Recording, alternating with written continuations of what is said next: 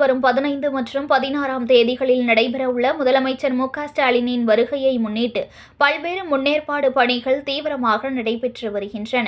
முதல்வர் ஸ்டாலின் பொதுமக்களுக்கு நலத்திட்ட உதவிகள் வழங்கும் விழா, புதிய பேருந்து நிறுத்தம் திறப்பு விழா மற்றும் ரோட் ஷோ உள்ளிட்ட நிகழ்ச்சிகளில் பங்கேற்க உள்ளதையொட்டி மன்னம்பந்தல் ஏவிசி தன்னாட்சி கல்லூரி விளையாட்டு மைதானத்தில் சுமார் 76,000 சதுர அடியில் பிரம்மாண்ட பந்தல் அமைக்கும் பணி வேகமாக நடைபெற்று வருகிறது.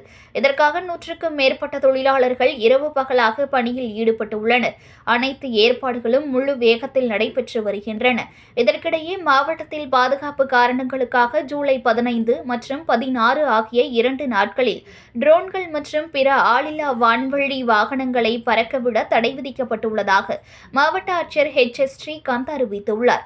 இந்த தடை விதிமீறல் என காணப்பட்டால் சம்பந்தப்பட்டவர்கள் மீது கடும் சட்ட நடவடிக்கை எடுக்கப்படும் என்றும் அவர் எச்சரித்துள்ளார்.